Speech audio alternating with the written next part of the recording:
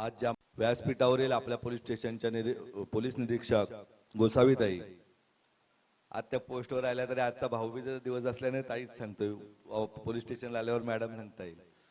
माझ्यासोबत असलेले सर्वच मान्यवर गोविंदू शेठ व ज्यांच्यासाठी मी आलेलो आहे त्या समोर बसलेल्या माझ्या सगळ्या बहिणी, सर्व भाचे मंडळी, सर्व बंधू, सर्वांना माझा नमस्कार। दिवाळीच्या खूप खूप शुभेच्छा।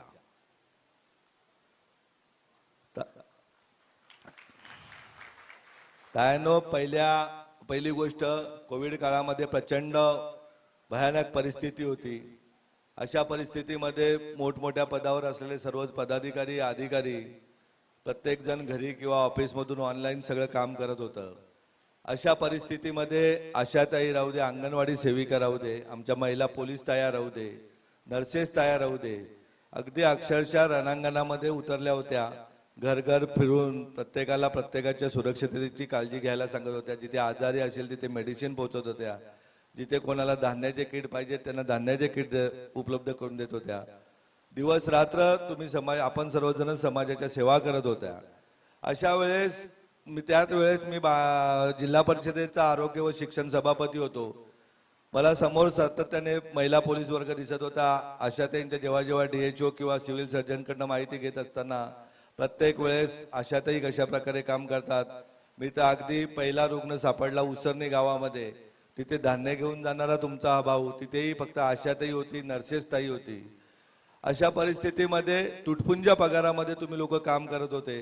तेव्हा तुम्हाला पहिल्या भाऊबीजेला मी शब्द दिला होता का तुमच्या मानधनाबाबत मी नक्कीच प्रयत्न करेन। आणि पहिल्या मागच्या वर्षीच्या भाऊबीजेला एक पट्टा मिळाला होता आणि भत्ता वाढला होता आणि आताच्या या भाऊबीजेला आणखीन वाढला। हे परमेश्वराने, तुमच्या संघटना राहू दे किंवा आपल्या सर्वांच्या आशीर्वादाने मी स्वतः वैयक्तिक मुख्यमंत्र्यांकडे वारंवार तगादा लावला होता। त्याचा एक छोटासा प्रयत्नाला आपल्याला यश आलं। तायनो, भाऊबीज रक्षाबंधन हे निमित्त असतं।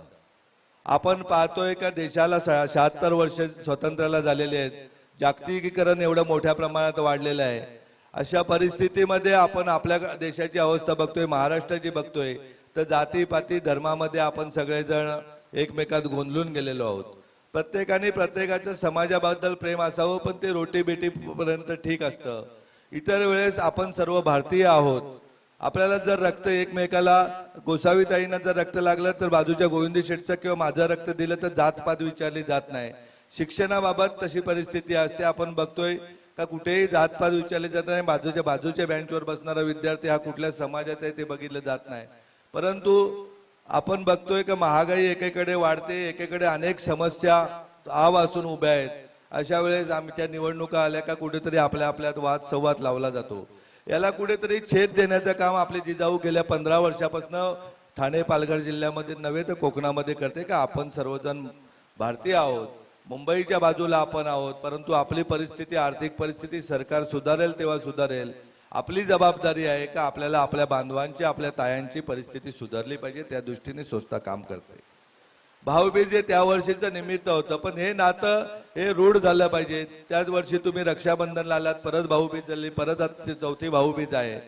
तायांनो, मगाशी जशा 2 निवेदक ताई बोलल्या का ज्या ज्या अडचणी आहेत, बोलण्यासाठी नाहीत, आपण काय निवडणुकासाठी जमा झालेले कार्यकर्ते नाहोत। आपण रक्तामासाचे खरोखरे भाऊ बहीण आहोत। तुमची कुठलीही अडचण असेल, मी जसं रोज सांगतोय का मी सकाळी घरातनं निघाल्यानंतर संध्याकाळी परत घरात सुरक्षित येतो, त्याच्या पाठीमागे तुमच्या सर्वांचे आशीर्वाद आहेत।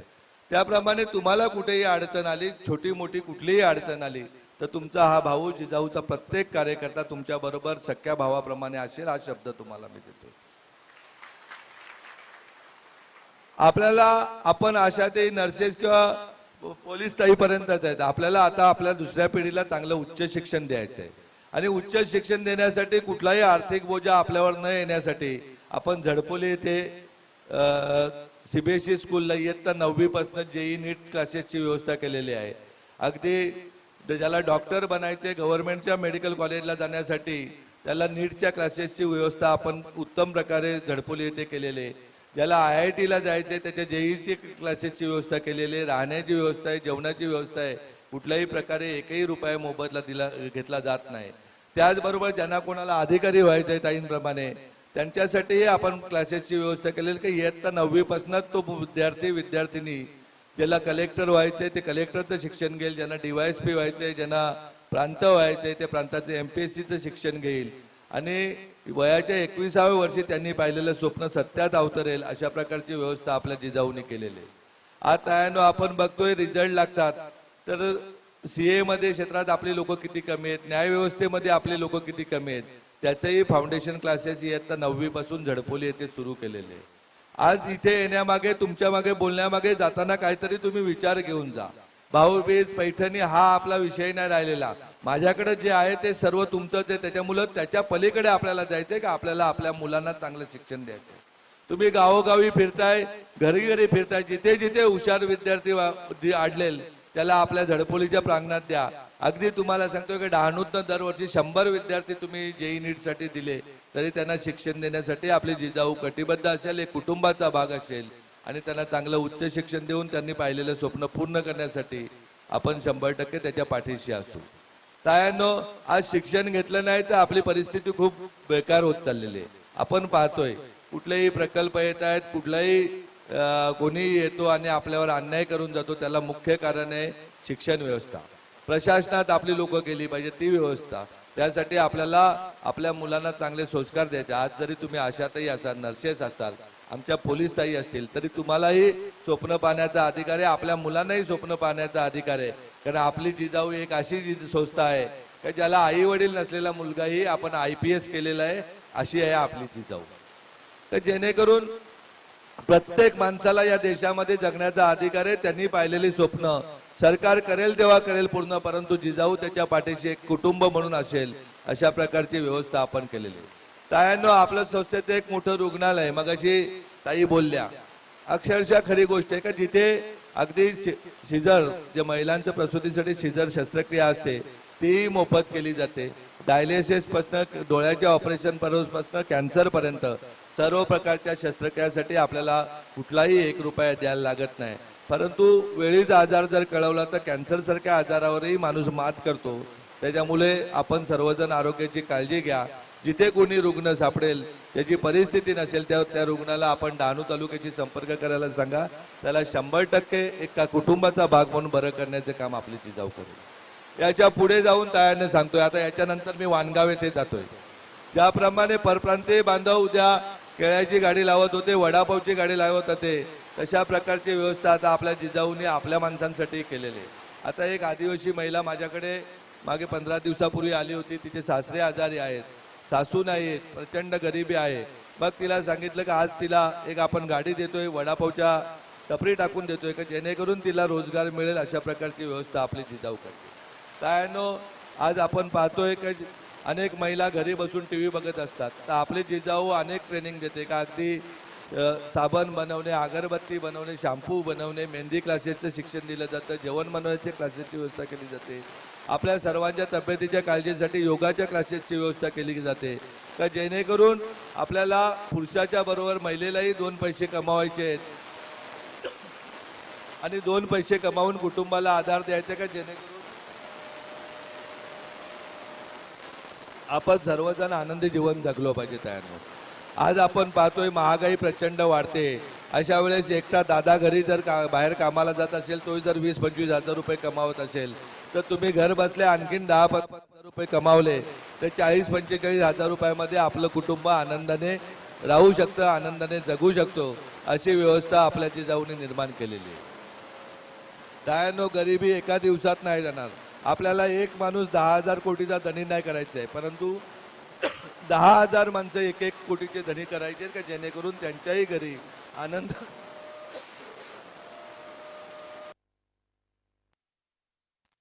आनंदाने दिवाळी साजरी करता आली पाहिजे. गरिबी ही 18 विश्व पूजलेली आहे, ती गरिबी आपल्याला आम्हाला दूर करायची आहे. आपण ज्या आशेने जिजाऊकडे बघता त्याच आशेने जिजाऊ 100% समाजामध्ये परिवर्तन होण्यासाठी आपल्याकडे बघते. आज आपण पाहतोय जिकडे तिकडे व्हॉट्सअपवर, फेसबुकवर नको तशा खऱ्या खोट्या बातम्या छापून येत आहेत. कधीतरी कोणीतरी लिहित आहे का जिजाऊ आदिवासी समाजाविरुद्ध आहे, जिजाऊ त्या समाजाविरुद्ध आहे. तर तायांनो, जिजाऊ कुठल्याच समाजाविरुद्ध नाही, जिजाऊ समाजाच्या सर्वांगीण प्रगतीसाठी. या जिल्ह्यामध्ये आपल्या डहाणूला एका कार्यालयामध्ये 300-450 शिक्षक सोडण्यासाठी मोठ्या प्रमाणात वसुली केली होती. त्यावेळेस 300 शाळा या एक शिक्षकही होणार होत्या, 200 शाळांना शिक्षक उरणार नव्हते. त्यावेळेस जिजाऊने हायकोर्टामध्ये रीट टाकून त्या शिक्षक सोडण्याची बंदी आणली होती. बंदी आणून जोपर्यंत शिक्षक भरती होत नाही, जोपर्यंत आपल्या जिल्ह्यामध्ये 10% शिक्षक संख्या कमी होत नाही, तोपर्यंत एकही शिक्षक सोडला जाणार नाही, अशा प्रकारचा माननीय न्यायाधीशांनी निर्णय दिला होता. जिजाऊला प्रत्येक माणूस हा शिकला पाहिजे असं बघायचे. प्रत्येक विद्यार्थ्याला शिक्षणाचा अधिकार आहे आणि त्याला शिक्षण हे मिळालं पाहिजे, त्या दृष्टीने जिजाऊ काम करते. आज आपण पाहायला गेलं तर आपल्या जिल्ह्यामध्ये नामांकित शाळांमध्ये अनेक विद्यार्थी जातात. दरवर्षी अनेक विद्यार्थी आमच्याकडे तक्रारी घेऊन येतात की आज शाळा स्वतःची बंद पडली, विद्यार्थ्यांना शिक्षण मिळत नाही. त्यावेळेस जिजाऊचे कार्यकर्ते वेळ आले तर रस्त्यावरच्या लढाया लढतात. मी तर मागच्या वर्षी माननीय मुख्यमंत्री महोदयांकडनं सेक्रेटरीला फोन लावून घेतला होता की आमच्या जिल्ह्यातील एकही विद्यार्थी अशा नामांकित शाळेपासून वंचित राहता कामा नये. त्या दृष्टीने जिजाऊ काम करते. इयत्ता 8वी नंतर 9वी 10वीला आपल्या जिल्ह्यात हजारो विद्यार्थ्यांना शिक्षणापासून वंचित राहावं लागतं. अशा वेळेसही जिजाऊ एक पाऊल पुढे येऊन अगदी वनई चंद्रनगर म्हणू दे किंवा अनेक शाळा म्हणू दे की तिथे शिक्षकांचा पगारही आपली जिजाऊ देते. कारण शिक्षण हा आपला सर्वांचा अधिकार आहे आणि तो अधिकार प्रत्येक विद्यार्थ्याला मिळाला पाहिजे, त्या दृष्टीने जिजाऊ काम करते. तायनो, या दिवाळी निमित्त आपल्याला एवढंच सांगतोय, आपण आपल्याबरोबर आपल्या कुटुंबाच्या बरोबर गावातील जे कोणी दुर्बल घटक आहेत त्यांच्याही आरोग्याची आणि त्यांच्या मुलाच्या शिक्षणाच्या काळजीसाठी स्वतःला वाहून द्या. जिथे जिथे अडचण येईल तिथे तिथे तुम्ही सांगा, तुमचा भाऊ तुमच्या पाठीचे एक हात तुम्ही जोडला तर दुसरा हात मी धरायला तयार आहे. त्या विद्यार्थ्यांना किंवा त्या पीडितांना आरोग्याची सुविधा उपलब्ध करून देण्यासाठी जिजाऊ आपल्याबरोबर एका कुटुंबाप्रमाणे कायमस्वरूपी आहे. परत एकदा सांगतोय, आपल्या स्वतःची तर मुलं आपल्याला शिकवायचीच आहेत, परंतु गावात ज्याला आई वडील नाही त्या विद्यार्थ्यालाही आपल्याला चांगलं शिक्षण द्यायचं आहे आणि ज्याला मुलबाळ नाही त्या आई बाबालाही आपल्याला सांभाळायचं आहे. जिथे जिथे तुम्हाला अडचण येईल तिथे तिथे तुम्ही जिजाऊला आ द्या, जिजाऊ तुमच्या बरोबर असेल एवढा तुम्हाला मी नक्कीच सांगतोय.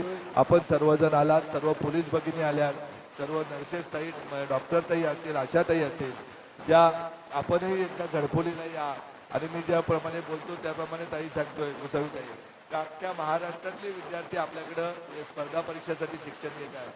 जे नीटसाठी म्हणायचं गेलं तर अगदी बारामतीपासून सावंतवाडीपासून विद्यार्थी आपल्याकडे झडपोली येथे शिक्षण घेत आहेत. लाखो रुपयाच्या क्लासची फी असते. त्या क्लासेससाठी अगदी IIT टीचर आपण अहमदाबादमधून हायर केलेले आहेत. तर जेणेकरून आपल्याला गरिबांचा मुलगा जेव्हा शिकेल तो जेव्हा उच्च पदावर बसेल तेव्हाच गरिबी आणि श्रीमंती यांच्यातील जी दरी आहे ती दरी कुठेतरी कमी होईल. हा जिजाऊचा 100% विश्वास आहे आणि या विश्वासाला तुम्ही सर्वजण सोबत आहात हे समजून जिजाऊ काम करते. आपण सर्वजण आलात त्याबद्दल मी सर्वांचा आभारी आहे. आपण एकदा घरकुणीला या, जेव्हा जेव्हा समस्या असेल तेव्हा तेव्हा आवाज द्या. जिजाऊ त्याच्या शब्दाला सांगेल एवढा शब्द देतो आणि थांबतो. जय हिंद, जय महाराष्ट्र.